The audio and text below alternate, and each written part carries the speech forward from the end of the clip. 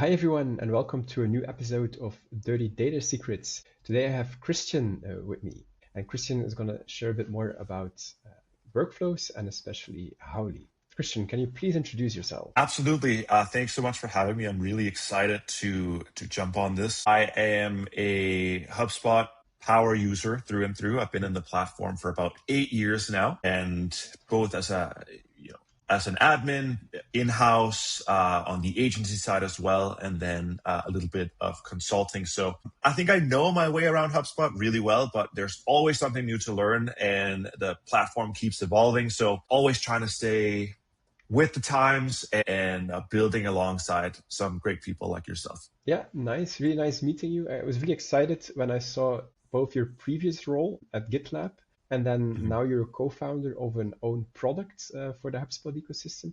Could you share a bit more about your previous role and then how that probably had an impact on your current role? Yeah, absolutely can do. So I come from GitLab. I was on the lifecycle marketing team there, responsible for prospect nurturers and responsible for driving the conversation from first touch to customer and beyond. Really exciting role, and it's really cool to be part of such a large organization. And that was also something that was fairly new to me. So not only a large budget to play with, but certainly the volume in the database of people was, something I'm certainly not used to. So that was really cool. So during my time at GitLab, and actually before that, when I was doing HubSpot consulting, I found that more often than not, when I was going and meeting with a client for the first time and doing that initial audit work, one of the things that I really wanted to do is look at all of their workflows as they were, and then draw them out in like a Lucid chart or a Miro map or anything like that I would then present upwards to client, complete with recommendations and complete with what's broken and if there's something that isn't connected to others. And what I found is that more often than not, somebody would have your 10 main sort of workflows. That they would have their lead nurture flows and their deal or rep assignment flows, and they would have their revenue workflows set up and company workflows. And I found that every time I would sort of come into a portal for the first time, I would see this technical debt or this workflow debt that had been accumulated over 2, 3, 4, sometimes even 5 years, right? And so this is where you would have a consultant come in, and we're creating some one-off workflows, and that would lead to a content download or a demo or a contact us form. And then you would have some in-house folks that would also create workflows around the contact form that would send automated emails. Or you would have, folks who would create when a lead lifecycle stage was marketing qualified, we want to send them these sorts of resources. But then you would have from 3 years ago a workflow already set up that was doing the same thing. And so it was creating this sort of loop of technical debt. And not only that, right, but it's creating some race conditions, and it's just a poor experience for the end user or the prospect. And so I started to think about, okay, that's interesting that this can be mapped out. And that's interesting that you can provide this sort of visibility layer to clients and folks that you're working with. But as soon as you create that documentation piece, that's like static in time. And so every single time you want to go ahead and create anything net new, a new workflow, or remove things or archive things, you have to also make sure that that documentation piece that's living in Lucidchart or Miro, etc., is up to date, complete with, of course, your docs, right? And so I thought, there must be a better way to do this. Mm-hmm. And next thing that came out of that is Howley.io. And when somebody asks me, well, what the heck is Howley? Like, what does it do? I say automation without visibility is just pure guesswork. And that's what Howley does. So it is the visibility and data governance layer for HubSpot workflows, complete with your health audit, complete with planning modules, as well as a Claude Insights layer on top of that. So we now work really well with the HubSpot MCP, where you layer Howley MCP on top to get full visibility across your entire HubSpot portal. But it sounds very familiar. I've been a HubSpot consultant myself. I still remember coming into a new portal or a new client, and you have all these workflows that are in there already, and you need to understand what's happening because you're either want to tweak things or you want to build new things next to it. So how do you get that overview? And I'm sure that you've seen it a lot and that you have some best practices with what you're doing with Howley. So if you're a new admin or a partner that's coming into a new portal, what would you recommend doing? Yeah. So the very first thing I recommend doing is, of course, when you connect your HubSpot portal to Howley for the first time, your immediate wow moment, or it's like, aha, or oh shit, is when you toggle and you see every single connection as they are in your HubSpot portal. And sort of the universal thing that I see when I demo Howley or I connect with somebody for the first time is, okay, everything is a mess in here because we don't just surface connections across, Jonas is in this workflow and then he enrolls in this workflow. And in a perfect world, that would be great because everything is set up super well to begin with. But that's not the case, right? And so what I find is that, Jonas is in this workflow and he's enrolling in this workflow. But if he also qualifies as a marketing qualified lead through the lead lifecycle stage, he enrolls in this workflow. And then if his lead status is set to new, he also enrolls in this lead nurture workflow. And there's no real connection across that. And so now Jonas is receiving emails from 3 separate nurture flows at the same time when, first of all, that shouldn't be happening. That's a poor experience. But what should be happening is you should be, as a company, there should be that weight of what's more important. Is the lead status being net new more important? Or perhaps it's the lifecycle stage being qualified lead. Perhaps that's the more important one. And so how do you make sure that Jonas doesn't enroll in 3 or 4 separate workflows at once to make sure that he, as the prospect or the lead, receives the best possible experience? And of course, right, so that's just on the contact side of things. What we also look at is on the deal side of things and on the company side of things and on the perhaps if there's tickets or there's some lead workflows included there. Those are all things that we surface to make sure that we can draw the complete sort of life cycle connection between where you start, where you come in as a first touch, and where you end. And so that life cycle or that workflow should reflect a good customer experience. And I find that more often than not, it doesn't. Yeah. So that's probably the best use case, right? Where you have workflows writing to other properties or workflows enrolling contacts in other workflows, or you have workflows where towards the end of it, they're added to a list and that list then triggers another workflow. And all of a sudden you have this whole spaghetti mess of information that you as an admin now have to make sense of. But it also makes it easy because, well, I would say easier or more manageable, because rather than going to HubSpot and clicking through each individual workflow on a one-to-one and then mapping it out manually and doing that across 200 and 300 workflows. That's 2 months of work, right? Yeah. Being able to get that bird's eye view of exactly how workflows are connected, that is what is the immediate aha moment. It's like, okay, now I can see this and now it's manageable. And now I can start to archive and clean it up. Yeah, that sounds great. I'm really curious to see it right now. So if you could share how it would look like if you initially log in, that would be great. Yeah, I'd love to. So this is what the app looks like. So rather than directly in HubSpot, it's a list view. And what we do at Howley is each workflow becomes its own separate node.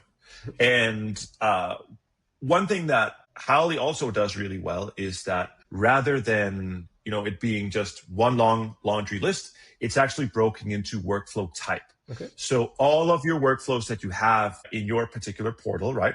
You have contact workflows and deal workflows, and you have company workflows, ticket workflows, etc., lead workflows here.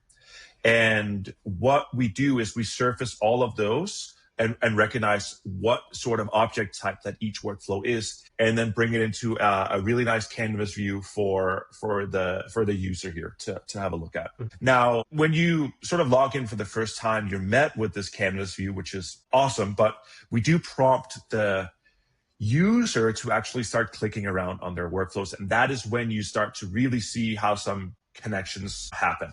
So for example, if I click into the very first workflow, I'm going to click in on this one actually as an example, we can see that in the sidebar here, we get the type, right? So the name of the workflow is lifecycle stage set to customer and send a welcome sequence. And the enrollment here is that when lifecycle stage is any of customer, then there are some actions, and then we can see the immediate workflow connections here, meaning what is this workflow started by and what does this workflow start?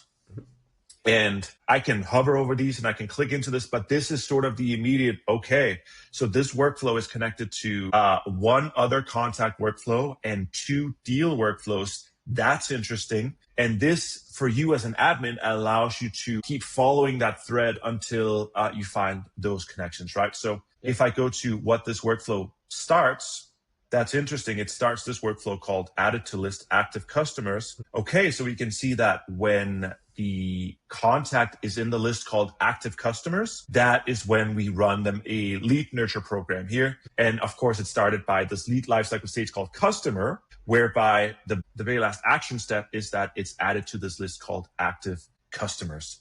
And so what you can do is, or what admins will do is they go, okay, cool. I can see these connections, but rather than going to a Miro or a Lucidchart, I can actually take and drag and drop these connections on my canvas here. So I can create my own map immediately to see the upstream and downstream effects of all of my workflows here. And so I'm going to do this quick connection here. So we can see, okay, now we have isolated this one workflow here called lifecycle stage, customer welcome. And we can see that it started by 3 separate deal workflows, which I don't know if this is the right approach. But of course, you come in as an admin and then you really recognize, okay, you see quickly that there's 2 workflows that are writing to the same workflow that is setting up a lead nurture on the other end. And whether or not this is best practice, okay, this is where it gets really interesting because now we have all of these connections drawn across and you're like, oh my God, at least I would say, oh my God. Yeah. And so what admins can do directly in HubSpot is toggle the all connections view on. And so when I do this, it's funny, you'll see exactly what happens, but this is usually when we have a big, okay, oh my God, we need to start fixing stuff moment. So I'll turn that on and we can see, okay, there are so many lines being drawn across connections because they're writing to the same properties. They have the same values. What's really cool as you are going through all of these workflows, either on a one-to-one basis or with the all connections toggle, is that you can actually click directly on the HubSpot button and it takes you through that workflow. So you can go ahead and make your changes, and everything that you're doing live in HubSpot is being reflected in real time with Howley by the refresh, which is phenomenal, right? Now, really cool. I'll just go ahead and reset the canvas layout here really quick, because the other thing I wanted to show that admins love to use is when they go through a HubSpot portal and they're auditing and they're cleaning up and making changes. How do you actually make sure that these changes that you make are have a net positive impact on your business or your life cycle or your workflow structure? And so that's where the health checker really comes into play. And so this is where we at Howley, right, we surface everything that's relevant to you and your portal. So we can see that, okay, duplicate actions, that's a big one. That's a big warning, right? We have the same property value written across multiple workflows. And then we have some more info items like standalone and inactive and some possible duplicates that these are like naming conventions or they're doing the same thing. And so definitely, as admins go through this list right here, they can actually see everything at a glance of what's wrong. Or what they could do is they could simply download the workflow report that gives you this beautiful PDF. It's branded, right? And it shows you everything directly in your portal. So number of workflows, workflows by type, summary, and top priorities. And what's really cool is we talked about the insights layer earlier of Claude. And so if I were to actually run this AI audit on my portal, that would be included directly as part of this report, complete with benchmarks and insights and exactly the next steps of what needs to be fixed. Yep. So that's really Howley in a nutshell there. Super nice, really impressive. And I can totally imagine coming in as a new employee or as a partner into a new portal, getting like this immediate overview of everything that's in place, and then also like mainly the dependencies, because that's what's critical, is like the dependencies between the workflows, between the properties, in such a clear overview. And when you then decide, okay, we're gonna change this part of our automations, this part of the process, you can zoom in on those workflows specifically. You can quickly see the dependencies and tweak with much more confidence than you would otherwise do. So yeah, really nice overview. Good. One thing that I would like to share as well, especially as we're going into a more of a AI first approach with HubSpot, one of the things that is important for an operator or an admin is if I want to set up a brand new workflow, or I want AI to help me do it, how do I know which properties this could write to? And how do I know like what's affected if I set this up? And so that is where we have actually built this planning module that creates a faux or a draft workflow on your behalf that you can click into, and you can set the object type. And now I can follow downstream of, well, what are the workflows that are affected by me setting that as a property on a workflow?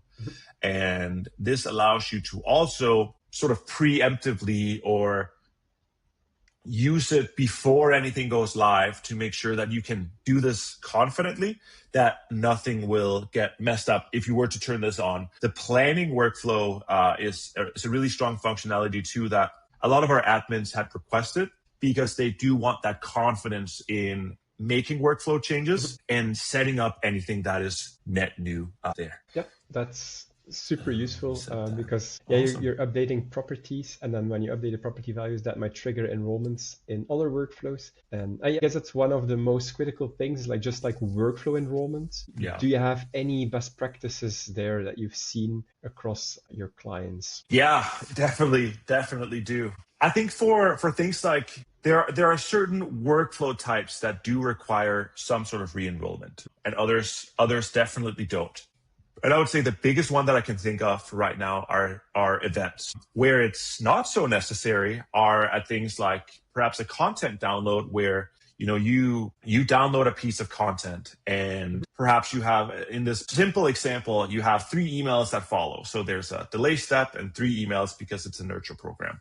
The re-enrollment then would not make sense here, because if they were to re-enroll, they would receive the first email again. And so in that case, it would create a poor customer experience where you want to move, and that would negatively impact or have a net negative effect on your company and your branding as a whole. And so when it comes to re-enrollment, it's important to be really careful, right? Where re-enrollment could make sense too, I would say it's more for operational workflows. Mm-hmm. So perhaps you have a unsubscribe workflow. So somebody they unsubscribe, and then the workflow is that they, I don't know, maybe fill out a why did you leave us form, something like that triggers. Mm-hmm. If they then resubscribe and then unsubscribe again, I could see that re-enrollment makes sense. But as we're looking at these operational workflows, I would say that's where re-enrollment makes more sense than your marketing and sales workflows in the sort of grander scheme of the exciting world of workflows. Yeah, and of enrollment, because we can talk about enrollment for a long time. I have another question about enrollment, because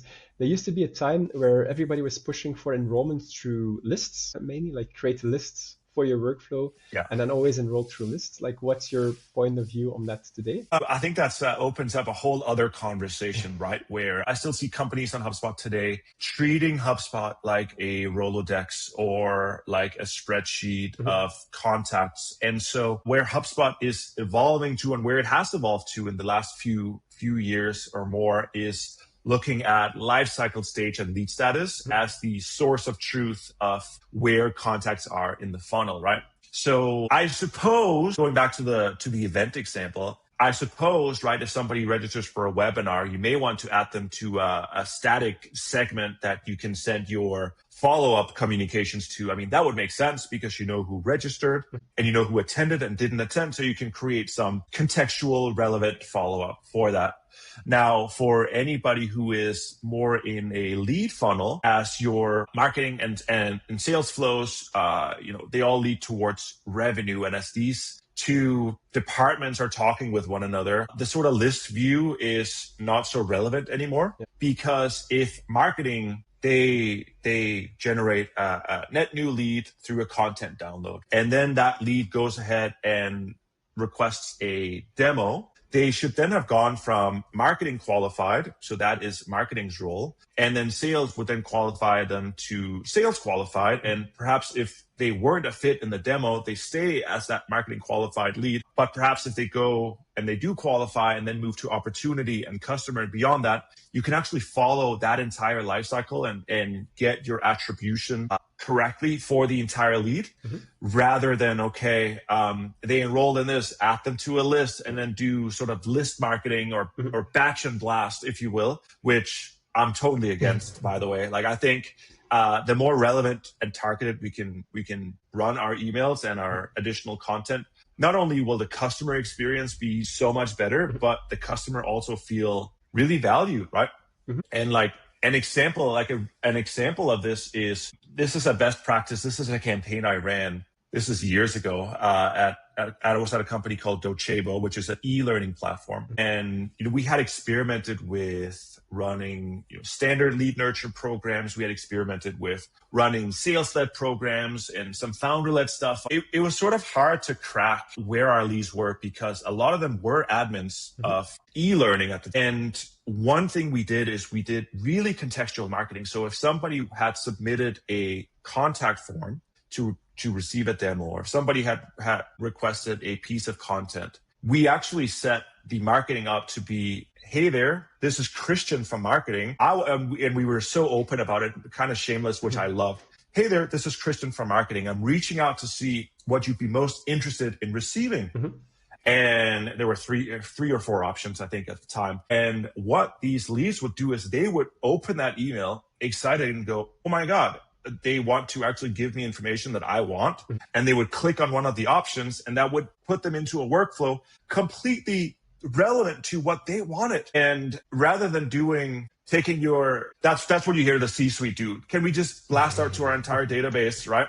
And it's like, no, but if you can have your segments created that are totally contextual, totally relevant, it not only makes for a better marketing experience, but then when your sales team follows up, they know exactly how to start the conversation, and they know exactly where to take the conversation and tailor it around their needs and their wants, because these prospects and leads, they have segmented themselves. And so that's an example of like using lifecycle stages, using lead status to really drive the conversation, rather than, hey, can we take a list of our entire database and blast out something random? Yeah. Right. So be more focused. Yeah. And not just long lists. I'm not creating lists anymore, or segments as we need to call them now, for enrollment and workflows. But I had to, because you still have some more options for re-enrollment. Like when you want to do, like, for example, if a property has been 30 days ago and you want to re-enroll it every time after 30 days. Like, for example, we are introducing an email validation solution soon, probably when the episode is out. And then some clients want to do that every 30 days, because every 30 days, about 2% of your client or database just churns because they are leaving their company, because that's 20 or 30% a year. So very often you want to do it on a monthly basis, and you want to check it like every time your last validation is 30 days ago, then check it again and check it again. But there's no way to set that directly into workflow based on that property of the 30 days. You cannot enable re-enrollment. So therefore you need a segment to make sure that whenever they hit that segment again every 30 days, that they re-enrolled into the workflow. That is why the list enrollment is top of mind. Another thing that's Gotcha.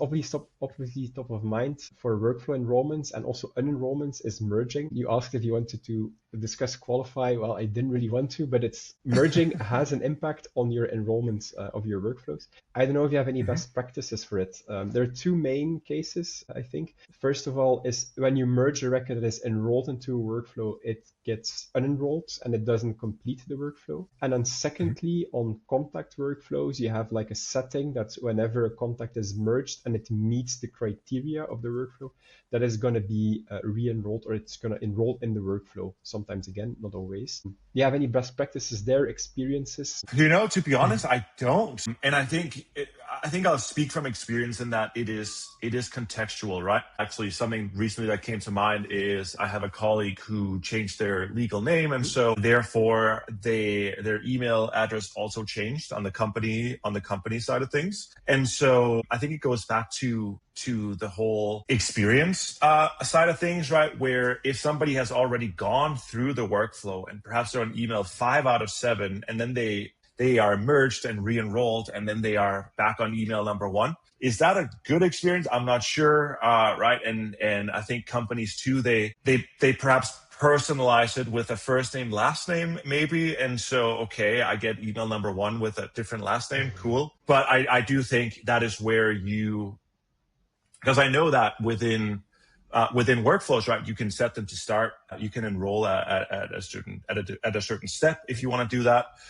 Or what I would do is, you could create a list of an active segment of recently merged contacts that are, say, once every 30 days, and then you could enroll them at the proper action step that they are at. And that's where I think a tool like Howly would actually come in really well in handy, especially around the planning workflows, where you could see potentially look at the various steps that are included there and what properties will be changed or set or modified as folks are going through this workflow.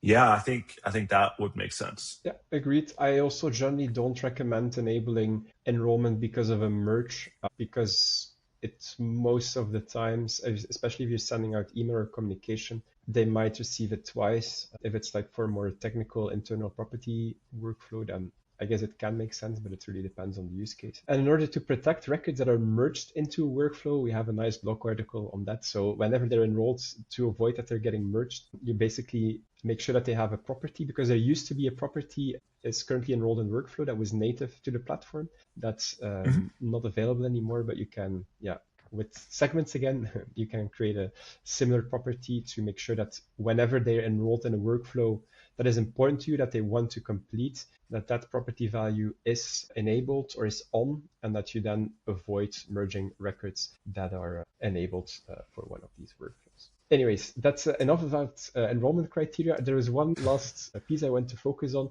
is like on the impact of using Howly. You've mentioned customer experience so many times, and I love it. So I assume that's one of the main impacts that tool has for clients, but what is the other benefits that you see for your client? Yeah, the other big one, to be honest, is the time-saving effort that goes into it. I found that when admins are using Howly, being able to create that report that includes your workflow inventory, that includes your issues and connections, that includes that insights layer on top of it, taking that report and putting into a Claude or a Chat GPT, and then saying, okay, if you're an agency, for example, you can ask, how much should I bill the client based on this amount of work that's required? That's a use case. And then as an admin, it allows you to produce this report for your higher ups, or perhaps if you are head of RevOps, it allows you to have that and work towards that or from that, which is a great use case too. But I think the time saving is honestly the biggest one. I recently did a case study with one of my customers, and he was talking about how him and his team of 3, as they're working they work on some larger enterprise portals that sometimes have 400-500 workflows, 600 workflows. And to untangle that spaghetti mess across 3 people would take them 15 hours. Now with Howly, it takes them 90 minutes because they draw out the map, right, themselves, drag and drop the nodes, they do their documentation, they do their screenshots, they do their reporting, and then from there, they know exactly where to get started. on building something that new, fixing what's already in place, right? And they have a deliverable that they can produce to the client right off the bat. And so it's time saving and it protects your revenue. And isn't that the best tool ever? Yeah, definitely. Like, and time saving is very obvious and very Yeah. clear. It's going to make you much more effective. But as you mentioned, like you can also do, like it will take you just much longer to do similar things. So time saving is like the obvious one, but in the end, you want to improve like the customer experience. You want to make sure that they get the right communication at the right time. Yeah, so that's really important because that will drive more revenue in the end for the clients. Yeah, exactly. And another use case, actually. So I find that, HubSpot partners and agencies and admins, there's sort of like everybody in, which is great. But for partners too, the biggest one is being able to show this to their client live on a call and going, okay, this is what everything looks like. And the client being like, oh my God, like we need to fix this. And that is even something that a native HubSpot view wouldn't surface, right? Because it shows you the list of workflows and you're thinking, okay, like we have things on and off, like that looks good, right? But has anybody ever taken the time to really go in depth about what it actually is? And I would say more often than not, the answer is no. And so that's where that visibility layer becomes like so important for the customer. Okay, cool. Any final notes, any final learnings that you want to share with our HubSpot admins? Yeah, and I think I'll take it back to the beginning. And the final note I'll share is that workflows and automation without a visibility layer, it's pure guesswork, right? And you can create everything new today, net new, and Breeze Assistant can create amazing workflows and intricate workflows. But if you don't know how things are connected before you start doing that, then you are running into race conditions and you're running into enrollment issues and you're running into bad customer experiences for your end users. And so in a world where we're going more and more headless and headless CRM and do everything from Claude, right? That's amazing until it isn't. And until you need to see, what did I just create? And what does that impact for my portal? So that's my final note I'll end up on. Yeah, love that note. Poly.io, try it out. Love that note. Your workflows are very often a black box, and yeah, you can't keep it like that if you want to have good customer experience. So you need Howley to uncover that black box and to have clean workflows and better customer experience. Cool. Thank you very much, Christian. Thanks so much, Jonas. Really happy to be here.